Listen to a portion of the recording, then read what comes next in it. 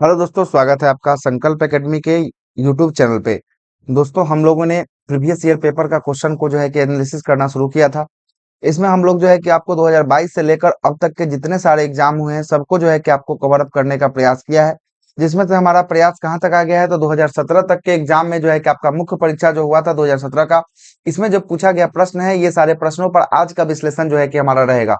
इससे पूर्व जितना भी सारा पेपर हमने करवाया है, सारा का सारा यूट्यूब चैनल पे अपलोड किया जा चुका है। आप सभी लोग प्लेलिस्ट में जाकर प्रीवियस ईयर पेपर दरोगा प्रीवियस ईयर पेपर का प्लेलिस्ट है, उसमें जाकर आप लोग अपना चेक कर सकते हैं। तो आइए 2017 का मेंस का पेपर जो हुआ था उसको जो है कि एनालिसिस करना शुरू करते हैं। पहला क्वेश्चन क्या बोलता है, जरा सुनिएगा। पहला क्वेश्चन के साथ आते हैं हम लोग। पहला क्वेश्चन बोलता है कि क्योटो प्रोटोकॉल क्या पहला क्वेश्चन बोल रहा है कि आपका क्योटो प्रोटोकॉल निम्नलिखित में से किसके साथ जुड़ा हुआ है। तो क्योटो प्रोटोकॉल की बात करेंगे, ये ग्रीन हाउस के साथ जो है कि आपका जुड़ा हुआ है। किसके साथ? ग्रीन हाउस के साथ। क्योटो प्रोटोकॉल जलवायु परिवर्तन और संयुक्त राष्ट्र रूप अभिसमय UNFCCC के तहत एक अंतर्राष्ट्रीय संधि है जो ग्रीन हाउस गैसों के उत्सर्जन में कमी लाने से जुड़ी हुई है। और इस संधि में दिसंबर 1997 क्योटो जापान में हस्ताक्षर हुआ था, इसलिए इसे क्योटो प्रोटोकॉल कहा गया। और ये प्रभावी कब से हुआ था? 2005 से ये प्रभावी हुआ था। तो इसका right answer option number B जो है कि आपको होने वाला है। दूसरा प्रश्न बोल रहा है कि ओजोन परत में सीएफसी से बचाव के लिए लिए बनाई गई अंतरराष्ट्रीय संधि कौन सी है? तो यह भी आपको मॉन्ट्रियल प्रोटोकॉल, देख रहे हैं रिपीट हो गया है क्वेश्चन। मॉन्ट्रियल प्रोटोकॉल ओजोन परत के लिए है। 16 सितंबर 1987 को जो है कि मॉन्ट्रियल कनाडा के शहर में जो है कि इसका इसका हस्ताक्षर जो है कि आपको किया गया था। किसके लिए? तो इसके तहत जो है कि आपको क्लोरोफ्लोरोकार्बन CFCO और अन्य ओजोन क्षयकारी पदार्थों के चरणबद्ध तरीके से रूप में इसको बंद करने का निर्णय जो है कि आपको लिया गया था। आइएगा अगले प्रश्न पे आते हैं। अगला प्रश्न थोड़ा सा चलते हैं, इसका थोड़ा डार्क ज्यादा हो गया, इसको कम कर लेते हैं। अगला प्रश्न जो बोल रहा है, तीसरा नंबर प्रश्न बोल रहा है कि जापान का याकोहामा सम्मेलन 1994 में किस मुद्दे पर आपको आयोजित किया गया था? तो याकोहामा सम्मेलन की बात करेंगे, ये आपदा जोखिम के में आने वाली कमी के लेकर जो है कि आपको किया गया था। इसका right answer option number C हो जाएगा। वर्ष 1994 में संयुक्त राष्ट्र संघ के तत्वाधान के जापान के साथ जो है कि योकोहामा में प्राकृतिक आपदाओं के में कमी लाने के उद्देश्य से संयुक्त राष्ट्र सम्मेलन UN world conference of the natural disaster reducing का आयोजन जो है कि आपको किया गया। इस श्रृंखला में दूसरा विश्व सम्मेलन 2005 में काबे काबे जापान में, और तीसरा 2015 में सेड्राई जापान में भी आयोजित किया गया। थोड़ा सा करंट से इसको जो है कि मिलाकर जो है कि आपको लिया गया है इस पेपर को। आइएगा अगले प्रश्न पे आते हैं। अगला प्रश्न बोलिएगा, अगला प्रश्न क्या है? अगला प्रश्न बोल रहा है कि कालोल विद्युत ऊर्जा संयंत्र जो है कि आपको कहाँ देखने को मिलेगा? तो ये कालोल की बात करेंगे। कालोल जो है कि आपका गुजरात में देखने को मिलेगा। कहाँ पे? गुजरात में। कालोल की बात करेंगे, कालोल कहाँ पे देखने को मिलेगा? तो कालोल जो है कि आपका गुजरात में। इसका राइट आंसर हो जाएगा ऑप्शन नंबर जो है कि आपका बी, गुजरात। कालोल विद्युत संयंत्र गुजरात के गांधीनगर जिला में स्थित है। किस जिला में? गांधीनगर जिला में जो है कि आपको स्थित है कालोल। अगले पेज पर आते हैं। अगला पेज देखिएगा, अगला पेज क्या बोलता है। अगला क्वेश्चन है पांचवा नंबर क्वेश्चन बोलता है, क्या बोलता है कि भारत के किस राज्य में लोनावाला पावर प्लांट है? तो लोनावाला पावर प्लांट की बात करेंगे, ये भी आपको कहाँ देखने को मिलेगा? महाराष्ट्र में देखने को मिलेगा। और लोनावाला पावर प्लांट महाराष्ट्र में जो है कि आपको पुणे जिला के निकट में आपको लोनावाला स्थान पर अवस्थित है। ये टाटा पावर के द्वारा जल विद्युत संयंत्र से संचालित किया जाता है, टाटा के द्वारा। आगे आते हैं। अगला है कि नून माटी तेल रिफाइनरी। ये नून माटी कहाँ पे है? नून माटी जो है कि असम में है। डिब्रूगढ़ भी आपको असम में है। नून माटी भी आपको असम में है। उसके बाद जो है कि आपको कामरूप भी जो है कि आपको असम में है ना। नाहर कटिया भी आपको असम में है। ये सब जो है कि आपको असम में तेल रिफाइनरी है। और ये जो है कि आपके इसकी स्थापना इंडियन ऑयल के द्वारा किया गया था। किसके द्वारा? इंडियन ऑयल के द्वारा सन 1962 में जो है कि इसको स्थापित किया गया था।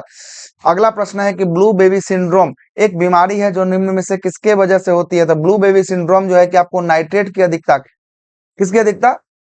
नाइट्रेट की अधिकता। क्या इसका डिस्क्रिप्शन बोल रहा है, जरा देख लीजिएगा। ब्लू बेबी सिंड्रोम बच्चों के रक्त में ऑक्सीजन के परिवहन को प्रभावित करता है, जिससे त्वचा जो है कि आपको पीली पड़ जाती है। और यह मुख्य रूप से जो है कि जल में नाइट्रेट के सन प्रदूषण के कारण जो है कि आपको होता है। जब बच्चे नाइट्रेट संदूषित जल को पिलाया जाता है तो इसके शरीर में नाइट्रेट ऑक्साइड नाइट्रेट का जो है कि आपको परिवर्तित होता है। नाइट्रेट जो है कि नाइट्रेट में परिवर्तित हो जाता है और यह जो है कि आपको रक्त में हीमोग्लोबिन के साथ मिलकर मैथेग्लोबिन बनाता है, जो जो कि ऑक्सीजन की परिवहन में असक्षम करता है, ऑक्सीजन की परिवहन को क्या करता है, रोक देता है। आइए अगला प्रश्न है कि मेघालय के गारो हिल्स में खेती की जाने वाली है, किसकी खेती की जाती है गारो हिल्स में? तो ये गारो हिल्स की बात करेंगे, यहाँ पे जो है कि आपको चाय की खेती की जाती है, किसकी? चाय। इसका राइट आंसर हो जाएगा ऑप्शन नंबर सी। मेघालय में 3 है आपका, मेघालय तो आपको किसके साथ, बांग्लादेश के साथ लगा हुआ है। गारो, खासी और जयंतिया जो है कि यहाँ पे 3 जो है कि आपको पहाड़ देखने को मिलेगा, है ना, मेघालय।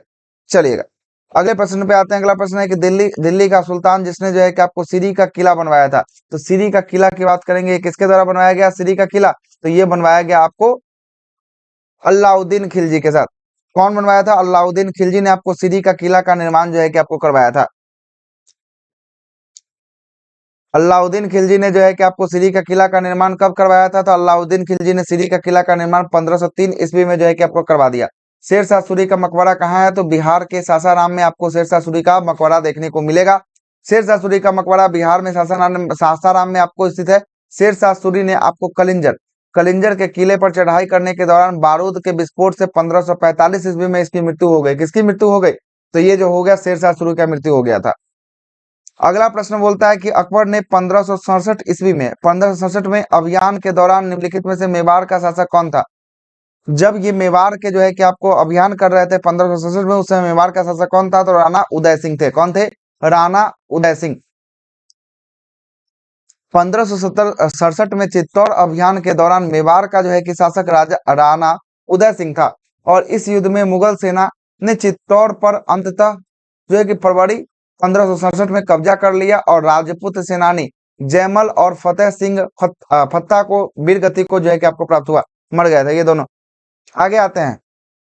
अगला प्रश्न क्या बोल रहा है? अगला प्रश्न बोल रहा है कि निम्नलिखित पौधा में से कौन सा कीट भक्षी है जो कीटों को खाने वाला पौधा है, जिसे नेप्थिस कहा जाता है? क्या कहा जाता है? नेप्थिस। नेप्थिस जो होता है कीट भक्षी पौधा होता है ना। कीट भक्षी पौधा होता है। कीट भक्षी पौधा अपना शोषण की आवश्यकताओं जो है कि विशेषकर नाइट्रोजन की पूर्ति कीटों से जो है कि आपको भक्षण करता है। जिस कीट में नाइट्रोजन की जो है कि उपस्थिति ज्यादा होती है, उसी कीट को जो है कि खाकर जो है कि इसका भक्षण जो है कि आपको करता है। एक अगले प्रश्न पे देखते हैं।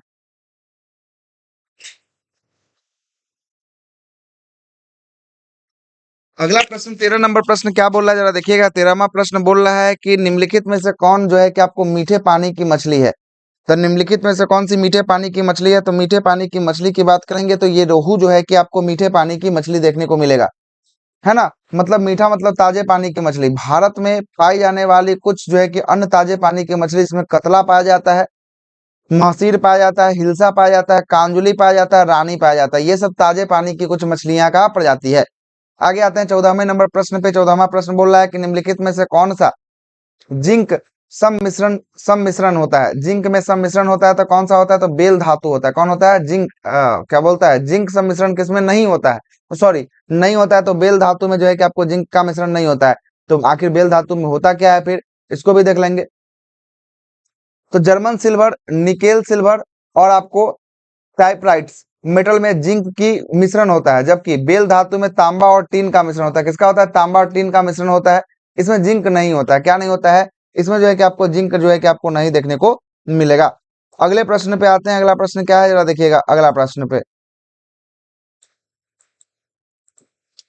आएगा। अगला प्रश्न है कि बैरोमीटर का दबाव 76 सेंटीमीटर से कम होता है तो पानी का क्वथनांक क्या हो जाएगा? तो पानी का क्वथनांक पे क्या इफेक्ट पड़ेगा? 100 सेंटीग्रेड से जो है कि आपको कम हो जाएगा। 100 सेंटीग्रेड से जो है कि आपको कम हो जाएगा। ये भी आपका प्रीवियस ईयर। जब बैरोमीटर का दबाव 76 सेंटीमीटर से कम होगा तो पानी का क्वथनांक 100 डिग्री से जो है कि आपको सेल्सियस से कम हो जाएगा। चलिएगा, बैरोमीटर में आपको 76 सेंटीमीटर दबाव होने पर पानी का क्वथनांक 100 डिग्री सेंटीग्रेड जो है कि आपको होता है, और वायु दाब घटने पर पानी का क्वथनांक जो है कि घट जाता है। अंततः बैरोमीटर पर 76 सेंटीमीटर से कम होने पर जो है कि पानी का क्वथनांक 100 डिग्री सेंटीग्रेड तक आपको कम हो जाता है। राज्यसभा में बैठकों को कोरम या गणपूर्ति, तक कोरम या गणपूर्ति कितना होता है? 1/10 होता है। तो 1/10 250 का निकाल लीजिए। 1/10 कितना होगा? 10 से भाग दे दीजिए। 25 से 10 इसका राइट आंसर हो जाएगा। 25 से 10। और कोरम या गणपूर्ति की बात करेंगे, संविधान के 100 में अनुच्छेद 100 के 3 के अनुसार जो है कि आपको संसद के विधि अन्यथा उपखंड न करे तो संसद जो है कि प्रत्येक सदन में अधिवेशन गठित करने के लिए गणपूर्ति या कोरम की व्यवस्था जो है कि आपको किया गया है। 1/10 भाग जो है कि इसके अनुसार जो है कि आपको रहता है। अगला प्रश्न है कौन सा? अगला प्रश्न 17वां प्रश्न बोलता है कि निम्नलिखित में से कौन कौन भारत की पंचवर्षीय योजना का जुड़ा है? कौन पंचवर्षीय योजना से जुड़े हुए हैं? तो ये जो है कि पीसी महालनोबिस जो है कि आपको पंचवर्षीय योजना से जुड़े हुए हैं। और पीसी महालनोबिस की बात करेंगे, है ना, पहले जो है कि योजना आयोग के भी आपको ये सदस्य रह चुके हैं स्वतंत्र भारत के पहले योजना आयोग के। और द्वितीय पंचवर्षीय योजना इन्हीं के मॉडल पे आपको आधारित है, पीसी महालनोबिस के मॉडल पे। और पहला पंचवर्षीय योजना हेराल्ड डोमर मॉडल पे जो है कि आपको आधारित था। अगला, मुस्लिम लीग की स्थापना कब हुआ? 1906 में हुआ था, ढाका में हुआ था। आगा खां और सलीमुल्लाह खान के नेतृत्व में जो है कि आपको ढाका में मुस्लिम लीग का स्थापना जो है कि आपको किया गया था। अगले प्रश्न पे आते हैं। अगला प्रश्न है पृथक निर्वाचन क्षेत्र कब लागू हुआ था? तो 1909 के मार्लिमेंटो एक्ट से जो है कि आपको लागू हो गया था। 1909 में मार्लिमेंटो एक्ट में जो है कि आपको मुसलमानों को पृथक जो है कि निर्वाचन दे दिया गया। और 1919 में बात करेंगे, 1919 के एक्ट के तहत महिलाओं को वोट देने का अधिकार। उसके बाद सिख सिख जैन ये सबको जो है कि आपको आरक्षण देने की बात जो है कि आपको किया गया था। सही है। 1905 में क्या हुआ? बंगाल विभाजन हुआ था। 1927 में साइमन कमीशन का गठन जो है कि आपको 1927 में किया गया था। अगला है 20 नंबर क्वेश्चन, महात्मा गांधी का दांडी मार्च की शुरुआत कब हुई थी? तो 12 मार्च से लेकर ये 6 अप्रैल तक चला था। 12 मार्च से लेकर 6 अप्रैल तक जो है कि आपको ये चला था। साबरमती आश्रम से स्टार्ट होकर दांडी तक जो है कि आपको गया था। इसमें जो है कि 78+1 मतलब कि 79 जो है कि इसमें भाग लिए थे। कितने लोग? 79 लोग। और 241 मील की जो है कि आपको दूरी तय की गई थी। 1930 में जो है कि आपको किया गया था, है ना। और 6 अप्रैल 1930 को जो है कि नमक कानून बनाकर सविनय अवज्ञा आंदोलन की शुरुआत जो है कि आपको की जाती है। आगे आते हैं 21वां नंबर प्रश्न पे बोलता है कि भारत में संघ की राजभाषा के रूप में हिंदी को किस वर्ष अपनाया गया? संघ की राजभाषा के रूप में हिंदी को 1949 में जो है कि अपनाया गया था। 14 सितंबर 1949 को भारत की संघ भारत के संविधान के द्वारा संघ की राजभाषा के रूप में हिंदी को अपनाया गया। 26 जनवरी 1950 को लागू किया गया भारतीय संविधान के अनुच्छेद नंबर 343 के 1 के तहत देवनागरी लिपि में हिंदी भारत का संघ जो है कि आपको संघ की जो है कि राजभाषा घोषित कर दिया गया। और प्रत्येक जो है कि 14 सितंबर को प्रत्येक 14 सितंबर को हिंदी दिवस के रूप में मनाया जाता है। अगला 22वां नंबर प्रश्न क्या बोल रहा है? स्वराज के लिए आवाज उठाने वाले पहले व्यक्ति कौन थे? तो स्वराज के लिए आवाज उठाने वाला, स्वराज शब्द का प्रयोग किसने? दयानंद सरस्वती के द्वारा जो है कि सबसे पहला बार जो है कि प्रयोग किया गया था। आर्य समाज के संस्थापक और स्वामी दयानंद सरस्वती ने सर्वप्रथम 1876 में स्वराज अर्थात भारतीयों के लिए एक आवाज उठाई थी।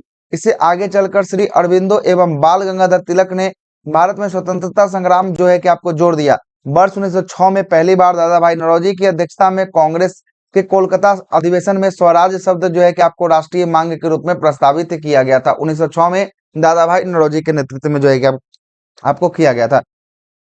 अगला प्रश्न है कि प्रार्थना समाज के आपको संस्थापक कौन थे? तो प्रार्थना समाज की बात करेंगे। प्रार्थना समाज के संस्थापक कौन थे? तो ये जो संस्थापक थे, ऑप्शन नंबर ए मतलब केशव चंद्र सेन जो है कि ये आपको संस्थापक थे। कौन थे? केशव चंद्र सेन जो है कि इसका ए में केशव चंद्र सेन ने दिया है ना, देख लीजिए।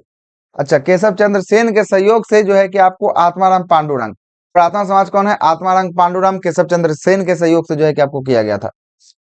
आइएगा अगले प्रश्न पे आते हैं। अगला प्रश्न क्या बोलता है जरा देखिएगा। अगला प्रश्न, प्रार्थना समाज 1867 ईस्वी में मुंबई में प्रार्थना समाज का संस्थापक दादाबू पांडुरंग के द्वारा जो है कि आपको किया गया। डॉक्टर आत्मारंग पांडुरंग के द्वारा जो है कि आपको किया गया था। महादेव गोविंद रनाडे ने 1869 में प्रार्थना समाज का जो है कि आपको सदस्य बने थे। कौन? महादेव गोविंद रनाडे बने थे, 1869 में बने थे। अगला है कि 1813 के चार्टर एक्ट निम्नलिखित में से कौन सा प्रावधान जो है कि आपको नहीं था? चार्टर एक्ट में कौन सा प्रावधान जो है कि आपको नहीं था 1813 का चार्टर एक्ट में? आइएगा, ईस्ट इंडिया कंपनी का वाणिज्य एकाधिकार को पूरा तरीका से समाप्त कर दिया गया। नहीं, पूरा तरीका से नहीं, पूरा तरीका से 1833 में होगा। 1833 में होगा। इसमें चीन और चाय जो है कि आपको रहने दिया गया था। चीन और चाय, यही आपका गलत हो जाएगा। दूसरा बोला इस अधिनियम के तहत जो है कि ब्रिटिश भारत क्राउन पे संप्रभुत्व को स्पष्ट रूप से व्यक्त किया था। बिल्कुल सही है। अगला है कंपनी के कर्ज का काम किया जाना था और लाभांश का 10%, 10.5% जो है कि प्रति व्यक्ति में तय देना था। ये भी जो है कि आपको सही है। अगला है कि इनमें से जो है कि आपको ईसाई मिशनरियों को अंग्रेजी में प्रचार करने और उसके धर्म के प्रचार करने की अनुमति दी गई थी। बिल्कुल सही है, ये भी आपका सही है। मतलब ऑप्शन नंबर केवल और केवल क्या सही है? तो केवल और केवल जो है कि ऑप्शन नंबर ए इसका राइट आंसर हो जाएगा। आइएगा 25वें प्रश्न पे आते हैं। 25वां प्रश्न बोल रहा है कि निम्नलिखित में से कौन संविधान सभा के पहले अध्यक्ष थे? तो संविधान सभा के पहले अध्यक्ष की बात करेंगे, डॉक्टर सच्चिदानंद सिन्हा जो है कि आपको 9 दिसंबर की बैठक जो हुई थी उसमें जो है कि अध्यक्ष चुने गए थे, लेकिन ये अस्थायी अध्यक्ष थे। क्या थे? अस्थायी जो है कि आपको अध्यक्ष डॉक्टर सच्चिदानंद सिन्हा थे। अस्थायी की बात करेंगे, अस्थायी अध्यक्ष कौन थे? तो अस्थायी अध्यक्ष की बात करेंगे, राजेंद्र बाबू को बनाया गया था अस्थायी अध्यक्ष के रूप में, इनका चुनाव जो है कि आपको किया गया था। अगला प्रश्न 26 नंबर, भारत में निम्नलिखित में से किस राज्य में द्विसदनीय विधायिका नहीं है? द्विसदनीय विधायिका की बात करेंगे तो ये कहाँ नहीं है? पंजाब में नहीं है। 6 राज्य में भारत के जो है कि द्विसदनीय विधायिका है। एक उत्तर प्रदेश, बिहार, कर्नाटक हो गया, उसका आंध्र प्रदेश, तेलंगाना और महाराष्ट्र, ये 6 राज्य में जो है कि आपको विधायिका जो है कि आपको द्विसदनीय है। आगे आते हैं 27वां प्रश्न क्या बोल रहा है? 1952 में राष्ट्रीय वन नीति को निम्नलिखित में से किस वर्ष के लिए संशोधित किया गया था? 1952 का वन नीति को किस वर्ष के लिए? तो वन नीति कब का है? तो 1988 के लिए आपको संशोधित किया गया था। 1952 का वन नीति था, उसको 1988 के लिए जो है कि आपको संशोधित कर दिया गया था। 1952 में राष्ट्रीय वन नीति वर्ष 1988 में संशोधित किया गया था। राष्ट्रीय वन नीति 1988 के तहत देश के एक चौथाई भूभाग पे जो है कि वनाच्छेदित के अंतर्गत लाने का लक्ष्य रखा गया है। मतलब 33% जो है कि आपको रखा गया है, ठीक ना। वर्ष 2018 में पर्यावरण, वन और जलवायु परिवर्तन, पर्यावरण एवं वन मंत्रालय द्वारा नई राष्ट्रीय वन नीति का मसौदा जो है कि आपको जारी कर दिया गया 2018 में। आगे आते हैं, ये मैथ का प्रश्न है। मैथ, उस वृत्त का व्यास ज्ञात कीजिए जिसकी परिधि 880 है। तो 280 इसका राइट आंसर हो जाएगा। मैथ का सॉल्यूशन आपको पूरा हमारे चैनल पे मिलेगा। भारत का सबसे दक्षिणतम बिंदु कौन सा है? भारत का सबसे दक्षिणतम बिंदु इंदिरा पॉइंट है। ये इंदिरा पॉइंट जो है कि अंडमान निकोबार द्वीप समूह में जो है कि आपको दक्षिणी अंडमान में पड़ेगा। ये इंदिरा पॉइंट जो है कि आपको पड़ेगा कहाँ पे? दक्षिणी अंडमान में। दक्षिणी अंडमान में जो है कि पड़ने वाला। लेकिन भारत की बात करेंगे, भारत का जो है कि आपको चारों दिशाओं में 4 पॉइंट, यहाँ पे जो है कि पूर्वी है किबुती अरुणाचल प्रदेश, पश्चिमी है जो है कि आपको कौन है? पश्चिमी जो है कि गौर माता गुजरात है। उत्तरी की बात करेंगे, उत्तरी इंदिरा कॉल है। और दक्षिणी जो है कि इंदिरा पॉइंट जो है कि आपको सुदूर दक्षिणी है, और ये जो है कि केप कोमोरिन या कन्याकुमारी, कन्याकुमारी, ठीक ना, ये जो है कि आपका दक्षिणी है। चलिए अगले प्रश्न पे आते हैं। अगला प्रश्न है कि मेंसोथेलियोमा फेफड़ा के कैंसर का एक प्रकार है जो होता है, किससे होता है? मेंसीथेलियोमा जो होता है आपको एस्बेस्टस से होता है। किससे होता है? फेफड़ा में कैंसर हो जाता है। एस्बेस्टस मतलब कि जो एल्वेस्टर चढ़ता है ना, उसी में काम करने वाले मजदूरों को जो है कि आपको हो जाता है ना। आगे आते हैं, अगला प्रश्न पे आते हैं। अगला प्रश्न 31वां नंबर प्रश्न बोलता है कि भारत में निम्न में से किस राज्य में शिशु मृत्यु दर जो है कि आपको सबसे कम है? सबसे कम शिशु मृत्यु दर की बात करेंगे, ये कहाँ पे है? तो ये गोवा में जो है कि आपको देखने को मिलेगा। कहाँ पे? गोवा में। शिशु मृत्यु दर जो है कि आपको सबसे कम कहाँ पे है? गोवा में देखने को मिलेगा।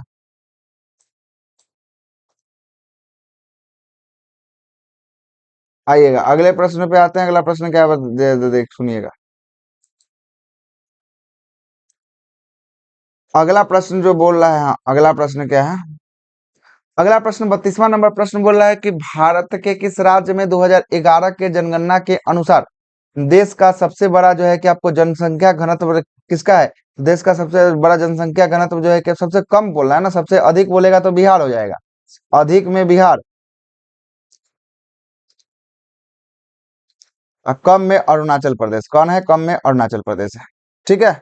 अरुणाचल प्रदेश में मात्र कितना? मात्र 17 है। अरुणाचल प्रदेश में मात्र 17 है। जबकि जनघनत्व जो है कि आपको कहाँ पे? तो ये जो है कि आपको गोवा में 394 है, छत्तीसगढ़ में 189 है, और त्रिपुरा में 350 है। आगे नामदफा राष्ट्रीय उद्यान कहाँ है? नामदफा अरुणाचल प्रदेश में है। नामदफा राष्ट्रीय उद्यान अरुणाचल प्रदेश राज्य में चांगलांग जिला में स्थित है, और जो इतना क्षेत्रफल में जो है कि आपको फैला हुआ है, जो पूर्वी हिमालयन का हॉट स्पॉट भी जो है कि आपको कहा जाता है। इसको राष्ट्रीय उद्यान का दर्जा वर्ष 1983 में स्थापित किया गया था इसको। अगला 34वां प्रश्न बोल रहा है कि आपका कि भारत में निम्नलिखित में से कौन सा एक संवैधानिक निकाय है? कौन सा एक संवैधानिक निकाय है जो संविधान के अंतर्गत काम करता है? तो ये वित्त आयोग। वित्त आयोग की चर्चा अनुच्छेद नंबर 280 में देखने को मिलेगा। जबकि नीति आयोग संवैधानिक नहीं है, राष्ट्रीय मानवाधिकार आयोग संवैधानिक नहीं, केंद्रीय सतर्कता आयोग तो ये संवैधानिक नहीं है, है ना। अगला है 35 नंबर प्रश्न को बोलता है कि निम्नलिखित में से कौन सा जो है कि आपको कथन लोकसभा के बारे में सही है। लोकसभा के बारे में जो है कि आपको सही है। पहला बोल रहा है कि यह भारत के द्विसदनीय संस्था के ऊपरी सदन है। नहीं, ये निचली सदन है। क्या में है? निचली। दूसरा बोलता है कि भारतीय संविधान के आवंटित सदनों का अधिकतम संख्या 545 है, अधिकतम संख्या 552। तीसरा बोलता है कि भारत के राष्ट्रपति द्वारा एंग्लो इंडियन को दो समुदायों को दो को मनोनीत किया जाता है। बिल्कुल सही है। चौथा बोलता है कि लोकसभा का सदस्य का 4 वर्षों का अपने जो है कि सीट का रखते हैं। नहीं, 5 वर्षों का होता है। ये भी आपका गलत है। ये भी आपका गलत है। 5 वर्ष, ठीक है ना, 5 वर्षों का होता है। आगे आते हैं, अगले प्रश्न पे आते हैं। अगला प्रश्न क्या बोल रहा है जरा सुनिएगा। अगला प्रश्न जो है कि आपका अगला प्रश्न है कि आईएमएफ के संबंध में निम्नलिखित में से कौन सा जो है कि कथन सही है। आईएमएफ के संदर्भ में कौन सा कथन सही है? तो ये जो है कि आपका इसका उद्देश्य जो है कि मध्यम और निम्न आय वाले देशों को जो है कि आपको सहायता देकर गरीबी को कम करना है। नहीं, ये लोन देने का काम करता है। लोन देना मतलब गरीबी को कम थोड़ी ना करना है। ये लोन देता है, अल्प ऋण के मतलब में आपको लोन देने का काम करता है। दूसरा बोलता है कि इसका जो है कि आपको न्यूयॉर्क में स्थित है। आईएमएफ वाशिंगटन डीसी में है। Washington DC. और ये सदस्य देशों का वित्त पोषण करता है। बिल्कुल, ये लोन देता है। अब सभी नहीं, गलत हो जाएगा। ऑप्शन नंबर सी केवल और केवल जो है कि आपको सही है। आईएमएफ जो है कि आपको 1945 ब्रेटन वुड्स सम्मेलन के माध्यम से आईएमएफ का स्थापना जो है कि आपको किया गया था। अगले प्रश्न पे आते हैं। मुगल राजकुमारी गुलबदन बेगम ने हुमायूं नामा किसके अनुरोध पर लिखा था? तो हुमायूं नामा जो है कि अकबर के अनुरोध पर जो है कि आपको हुमायूं नामा को लिख दिया था। गुलबदन बेगम ने हुमायूं नामा किसके अनुरोध पर लिखा था? तो अकबर के अनुरोध पर लिखा था। मुगल राजकुमारी गुलबदन बेगम बाबर की पुत्री थी, जिसने हुमायूं नामा अपने भतीजा अकबर के लिए, किसके लिए? अकबर के लिए जो है कि अनुरोध पर जो है अकबर के अनुरोध पर लिखा था। इसे मुगल शासक बाबर के समय में संक्षिप्त विवरण के साथ साथ हुमायूं के काल में विस्तृत जो है कि आपको विवरण जो है कि आपको मिलता है हुमायूं नामा में। बाबर नहीं, अकबर के कहने पर लिखा था। आगे आते हैं, अगला प्रश्न पे आते हैं। अगला प्रश्न क्या है जरा सुनिएगा। अगला प्रश्न है कि विश्व जल दिवस प्रतिवर्ष 22 मार्च को मनाया जाता है। कब मनाया जाता है? 22 मार्च को जल दिवस मनाया जाता है। आगे आइएगा, अगले प्रश्न पे आते हैं। अगला प्रश्न क्या है? अगला प्रश्न सुनिएगा। 39वां नंबर प्रश्न क्या बोल रहा है? 39वां प्रश्न बोल रहा है कि निम्नलिखित में से कौन सी एक रिपोर्ट ब्रॉडलैंड रिपोर्ट के रूप में जानी जाती है? तो ब्रॉडलैंड रिपोर्ट के रूप में जो है कि ऑमन ओवर कॉमन फ्यूचर को जाना जाता है। ओवर कॉमन फ्यूचर को जो है कि आपको जाना जाता है। World commission and environmental development WCED का गठन 1938 में ग्रो हार्लेम ब्रॉटलैंड की अध्यक्षता में किया गया था। और इस आयोग का अक्टूबर 1987 में अपनी रिपोर्ट में ओवर कॉमन फ्यूचर को प्रस्तुत किया था। इसे ब्रॉडलैंड रिपोर्ट भी आपको कहा जाता है। अगले प्रश्न पे आते हैं। अगला प्रश्न क्या बोलता है? अगला प्रश्न है कि मानव शरीर में हाइड्रोक्लोरिक एसिड का स्राव कहाँ से होता है? तो हाइड्रोक्लोरिक एसिड का स्राव जो है कि आपको पेट से होता है। कहाँ से? पेट में जो है कि आपको हाइड्रोक्लोरिक एसिड जो है कि आपको निकलता है।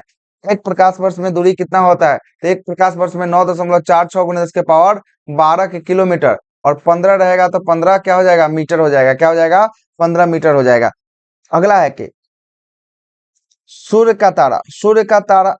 और तारा का ऊर्जा का स्रोत क्या है? तो सूर्य और तारा में ऊर्जा का स्रोत नाभिकीय संलयन है। क्या है? नाभिकीय संलयन जो है कि आपको दोनों में ऊर्जा का स्रोत है। अगला है, रविन्द्रनाथ टैगोर ने किसके विरोध में ब्रिटिश जो है कि नाइटहुड की उपाधि को त्याग दिया था? जालियांवाला बाग हत्याकांड के जो है कि आपको विरोध में जो है कि आपको त्यागा था। 1919 में जब जालियांवाला बाग हत्याकांड हुआ था, उसी में जो है कि आपको त्यागा गया था। जैन धर्म के 23वें तीर्थंकर कौन थे? 23वें तीर्थंकर की बात करेंगे। 23वें तीर्थंकर कौन हो जाएंगे? पार्श्वनाथ हो जाएंगे। और 24वें तीर्थंकर कौन हो जाएंगे? महावीर स्वामी हो जाएंगे। जबकि पहले तीर्थंकर की बात करेंगे, पहले ऋषभ देव, दूसरे अजितनाथ, तीसरा संभवनाथ, चौथा अभिनंदननाथ, और 21वां नेमिनाथ, 22वां अरिष्टी नेमि, 23वां पार्श्वनाथ, और 24वां जो है कि आपको महावीर स्वामी। 8 आपको याद रखना है, पहला 4 का और अंतिम 4 का। ये दोनों आपको याद रहेगा। आपका जैन धर्म से क्वेश्चन नहीं गड़बड़ाएगा तीर्थंकर से। अगला प्रश्न पे आते हैं। अगला प्रश्न है कि विश्व व्यापार संगठन WTO का मुख्यालय कहाँ है? तो WTO का मुख्यालय जनेवा में है। कहाँ? जनेवा, स्विट्जरलैंड में WTO का मुख्यालय है। और 1995 में इसकी स्थापना किया गया था WTO का। अगले प्रश्न पे आते हैं। अगला प्रश्न क्या है जरा सुनिएगा। अगला प्रश्न जो है कि आपको निम्नलिखित में से कौन गुप्त के निम्नलिखित में से कौन गुप्त के प्रमुख वैज्ञानिक खगोल वेद में पहला था? तो कौन था? तो आर्यभट्ट। कौन थे? आर्यभट्ट थे गुप्त काल में। गुप्त युग में प्रमुख गणितज्ञ और खगोलविद आर्यभट्ट, बाहिर शामिल थे। इनमें आर्यभट्ट जो है कि आपको जन्म 5वीं शताब्दी में, जबकि बाहिर का जन्म 6ठी शताब्दी में। तो इसलिए आर्यभट्ट इसका पहला आंसर जो है कि आपको हो गया है। और आर्यभट्ट ने ही आपको सर्वप्रथम बताया था कि पृथ्वी गोल है, और पाइथागोरस थ्योरम को जो है कि आपको पाई का भी गणना जो है कि आपको आर्यभट्ट के द्वारा ही किया गया था। अगला है कथा सरित्र सागर के लेखक कौन है? तो ये जो है कि सागर के लेखक जो है कि आपको सोमदेव है। कथा सरित्र सागर के लेखक कौन है? सोमदेव है। और ये कथा सरित्र सागर की रचना 11वीं सदी में सोमदेव ने संस्कृत भाषा में किया था, और कश्मीर के शासन के अंततः समकालीन ये सब ब्राह्मण थे। अगले प्रश्न पे आते हैं। अगला प्रश्न क्या बोलता है जरा सुनिएगा। भारतीय राष्ट्रीय कांग्रेस के पूर्ण स्वराज कब पारित कर दिया? तो भारतीय राष्ट्रीय कांग्रेस ने पूर्ण स्वराज जो है कि 1929 के अधिवेशन कहाँ पे हुआ था? तो ये लाहौर सेशन हुआ था। लाहौर सेशन में जो है कि जवाहरलाल नेहरू के द्वारा जो है कि आपको रखा गया था। आगे आते हैं 49वां प्रश्न पे। 49वां प्रश्न बोलता है कि भारतीय राष्ट्रीय कांग्रेस की पहली भारतीय महिला अध्यक्ष कौन थी? तो पहली भारतीय महिला अध्यक्ष जो है कि आपको सरोजिनी नायडू कब? 1925 में। लेकिन जेबी कृपलानी की बात करेंगे 1917 में। 1917 में जो है कि आपको कौन थी? 1917 में जेबी कृपलानी थी। और 1933 में नन्ही सेन गुप्ता थी। कौन थी? नन्ही सेन गुप्ता। आगे आते हैं। भारत में परमाणु ऊर्जा आयोग की स्थापना कब किया गया? तो परमाणु ऊर्जा आयोग की स्थापना 1948 में किया गया। 1948 में परमाणु ऊर्जा आयोग की स्थापना तत्कालीन वैज्ञानिक अनुसंधान विकास के द्वारा 1948 में किया गया, और 1954 में परमाणु ऊर्जा आयोग के तहत जो है कि आपको लाया गया था 1954 में। आगे आते हैं मौलिक अधिकार जो केवल भारतीयों को प्राप्त है वो कौन सा है? 15, 16, 19, 29, 30। कौन कौन है? 15 है, 16 है, 19 है, 29 है और 30 है। यही आपका 5 को जो है कि आपको सबको प्राप्त है, इसलिए ऑप्शन नंबर डी जो है कि इसका राइट आंसर हो जाएगा। ये केवल भारतीयों को प्राप्त है। अगला प्रश्न है 37 नंबर। 37वां प्रश्न बोल रहा है कि आपको 1937 में कांग्रेस के जो है कि आपको सरकार कितने प्रांतों में बना था? तो कांग्रेस का सरकार जो है कि आपको प्रांत की बात करेंगे तो कितने प्रांत में? पूर्ण बहुमत जो है कि 5 प्रांतों में। लेकिन सरकार बना दिया था 6 प्रांतों में। 6 प्रांतों में जो है कि आपको सरकार बना था। कितने प्रांत में बना था? 6 प्रांत में। ऑप्शन नंबर बी इसका राइट आंसर हो जाएगा, 6 प्रांत में। 1937 में प्रांतीय चुनाव में 11 में से 5 प्रांतों में जो है कि पूर्ण बहुमत, जिसमें मद्रास था, बिहार था, उड़ीसा था, मध्य प्रदेश और संयुक्त प्रांत था, जिसमें कांग्रेस को पूर्ण बहुमत जो है कि आपको मिला था। जबकि बंबई प्रांत में लगभग बहुमत मिला था, जिसके कारण ये 6 प्रांतों में कांग्रेस ने अपनी सरकार को बना ली थी। और आगे चलकर जो है कि पश्चिमोत्तर प्रांत और असम में भी कांग्रेस का मंत्रिमंडल शामिल हो गया। बिहार में, पंजाब में और सिंध में जो है कि गैर कांग्रेसी मंत्रिमंडल था। बिहार में, पंजाब में और सिंध में, बिहार बोल रहे हैं, बंगाल, पंजाब और सिंध, सॉरी, बंगाल, पंजाब और सिंध में कांग्रेस जो है कि अपना नहीं बना पाया था। अगले प्रश्न पे आते हैं। अगला प्रश्न है कि सौर मंडल में वैक्यूम क्लीनर किस ग्रह को कहा जाता है? तो बृहस्पति को आपको वैक्यूम क्लीनर कहा जाता है। सौर मंडल का वैक्यूम क्लीनर किसको कहा जाता है? तो ये कहा जाता है बृहस्पति को कहा जाता है। बृहस्पति को सौर मंडल का वैक्यूम क्लीनर भी कहा जाता है, क्योंकि यह शक्तिशाली और गुरुत्वाकर्षण के कारण बहुत सारे क्षुद्र ग्रह, उल्कापिंड और धूमकेतु को अपनी ओर खींच लेता है ना, और जिससे अन्य ग्रहों की टक्कर में जो है कि आपको टक्कर से बच जाता है, इसलिए वैक्यूम क्लीनर कहा जाता है। NEFA, नेफा का पूरा नाम क्या होता है? नेफा का नॉर्थ ईस्ट फ्रंटियर एजेंसी। क्या होता है? नॉर्थ ईस्ट फ्रंटियर एजेंसी जो है कि आपको नेफा का फुल फॉर्म होता है। और जो वर्ष 1977 में जो है कि अरुणाचल प्रदेश के जो है कि आपको राज्य क्षेत्र में अनुसंबंधित किया गया था, और 1987 में अरुणाचल प्रदेश में पूर्ण रूप से जो है कि आपको इसमें भेजा दिया था। अगला प्रश्न है 5वां नंबर। निम्नलिखित में से किसे जीव विज्ञान का जनक कहा जाता है? जीव विज्ञान का जनक अरस्तु को जो है कि आपको कहा जाता है, फादर ऑफ बायोलॉजी अरस्तु। अगला है कि दक्षिण भारत की सबसे ऊंची चोटी कौन सी है? दक्षिण भारत की सबसे ऊंची चोटी अनाई मुडी है। कौन है? अनाई मुडी जो है कि आपको दक्षिण भारत की सबसे ऊंची चोटी कौन है? अनाई मुडी है। आइएगा अगले प्रश्न पे आते हैं। अगला प्रश्न क्या बोल रहा है जरा सुनिएगा। अगला प्रश्न जो है कि आपको 57 नंबर प्रश्न। निम्नलिखित में से कौन सा भारतीय रिजर्व बैंक का कार्य नहीं है? रिजर्व बैंक का कार्य की बात करेंगे, सरकार प्रतिभूतियों की खरीद और बिक्री, ये भी कार्य है ना। उसका सरकार का ऋण देना, ये भी कार्य है। आम लोगों का ब्याज प्राप्त करना, ये कार्य नहीं है। और मूल्यवान वस्तुओं को बिक्री करना, ये भी काम नहीं है। मतलब कि option number B, option number C और ऑप्शन नंबर डी दोनों का दोनों जो है कि आपको क्या हो सकता है, सही हो सकता है। और 1935 में जो है कि आरबीआई का स्थापना हुआ था। क्रिकेट का बल्ला किस लकड़ी से बना होता है, तो बीलो की लकड़ी से जो है कि आपको बना होता है। किसका? बीलो की लकड़ी से। ऊर्जा का पिरामिड जो है कि हमेशा क्या होता है, ऊर्जा का पिरामिड जो है कि हमेशा सीधा होता है। क्या होता है? सीधा होता है। जबकि मरुस्थलीय क्षेत्र में पिरामिड कैसा होता है, तो मरुस्थलीय क्षेत्र में पिरामिड जो है कि हमेशा उल्टा होता है ना। तो इसका राइट आंसर सीधा हो जाएगा। चलिएगा अगले प्रश्न पे आते हैं। अगला प्रश्न 60वां नंबर प्रश्न क्या बोल रहा है, भारतीय कमल का वैज्ञानिक नाम क्या है? निलंबो न्यूसीफेरा है। क्या है? निलंबो न्यूसीफेरा जो है कि आपको कमल का वैज्ञानिक नाम जो है कि आपको निलंबो न्यूसीफेरा है। टाइफाइड जो है कि आपको किससे होता है, तो दूषित जल से या पानी से जो है कि आपका टाइफाइड होता है। किससे? दूषित जल जल या पानी से होता है। आगे आते हैं, गोल्डन राइस खाने के लिए निम्नलिखित में से किसको ठीक किया जा सकता है, तो गोल्डन राइस से जो है कि आपको सूक्ष्म छिपिका, सूक्ष्म छिपिका को जो है कि आपको शामिल किया जाता है। मतलब कि गोल्डन राइस में विटामिन ए भरपूर होता है, जो आंखों के लिए होता है। किसके लिए? आंखें के लिए। इसका right answer option number B जो है कि आपको सूक्ष्म छिपिका हो जाएगा। सूक्ष्म छिपिका का मतलब होता है कि जिरोप्थोल्मिया। किसका? जिरोप्थोल्मिया होता है। सूक्ष्म छिपिका का मतलब क्या होता है? जिरोप्थोल्मिया होता है। रतौंधी मतलब होता है कलर ब्लाइंडनेस होता है। ठीक ना, याद रखिएगा इस सबको, हिंदी उटपटांग पूछा है। आगे कि भारत में वन अनुसंधान संस्थान कहाँ है, तो वन अनुसंधान संस्थान देहरादून में है।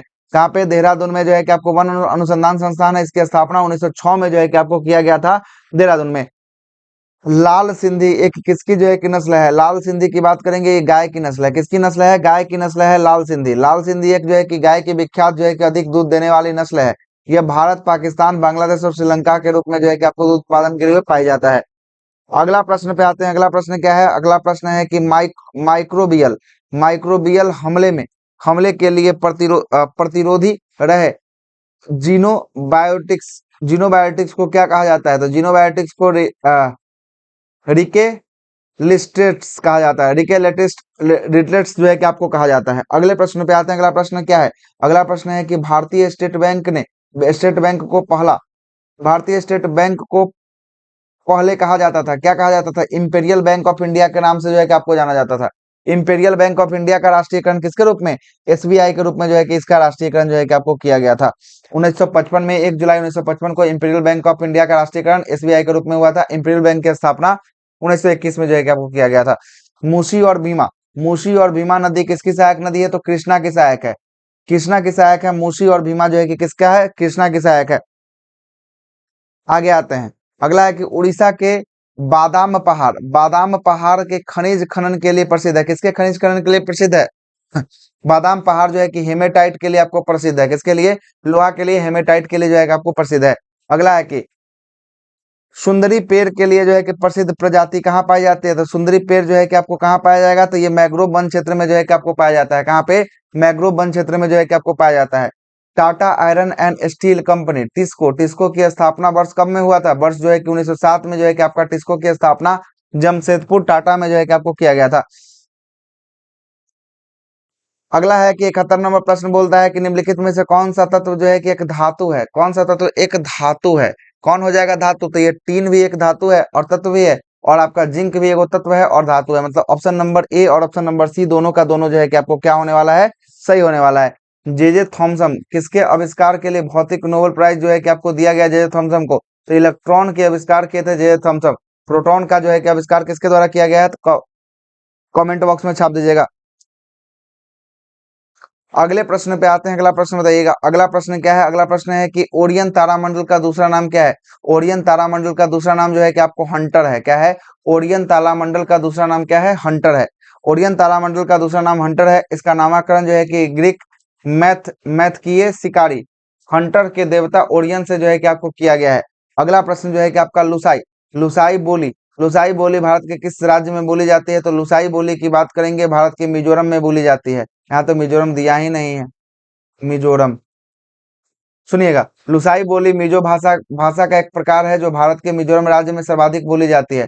परंतु जनसंख्या के आंकड़ों के अनुसार मणिपुर में इस बोलने के वाले लोगों की संख्या जो है कि आपको द्वितीय स्थान है। तो देखिए मणिपुर लगा दीजिए, फिर नहीं है तो,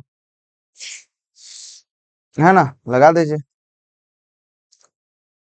और जो है कि गोवा गोवा और सिक्किम में बहुत सीमित रूप में जो है कि आपको बोली जाने वाली ये मौजूदा भाषा है, और यह जो है कि तिब्बती बर्मा भाषाओं का परिवार से संबंधित बोली जाने वाली भाषा है। 75वें प्रश्न पे आते हैं। 75वां प्रश्न क्या है, जरा सुनिएगा। कन्नौज की लड़ाई किसके किसके बीच में हुआ था? तो कन्नौज की लड़ाई जो है कि आपको किसको, हुमायूं और शेर शाह के बीच में हुआ था। शेर शाह और हुमायूं के बीच में कन्नौज की लड़ाई 1540 में हुमायूं और शेर शाह के बीच में लड़ा गया था, किंतु यह हुमायूं जो है किसमें पराजित हो गया था। आगे आते हैं। जब विकल्प उत्पादों की कीमत में अधिक होता है तो मांग वक्र क्या हो जाएगा? तो मांग वक्र की बात करेंगे, बाहर शिफ्ट हो जाएगा? नहीं, बाहर शिफ्ट नहीं होगा। आगे क्या हो देखते हैं। चलिए, बाहर ही शिफ्ट हो जाएगा। क्या हो जाएगा? बाहर ही शिफ्ट हो जाएगा। ऑप्शन नंबर ए इसका राइट आंसर है। बाहर शिफ्ट हो जाएगा। बाहर शिफ्ट हो जाएगा।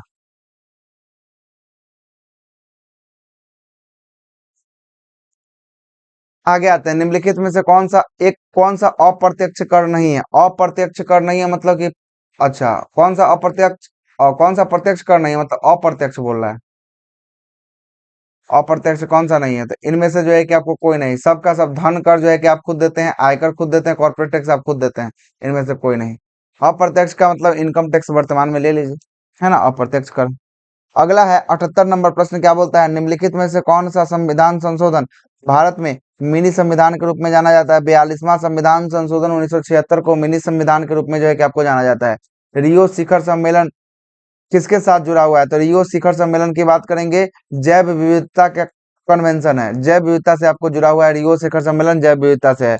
और रियो शिखर सम्मेलन की बात करेंगे, रियो पृथ्वी सम्मेलन, इसे अर्थ समिट भी कहा जाता है। इसका आयोजन जो है कि 1992 में रियो डी जेनेरो ब्राजील में जो है कि आपको किया गया था, और इसी में एजेंडा 21 नामक कार्यक्रम को ही प्रस्तुत किया गया था।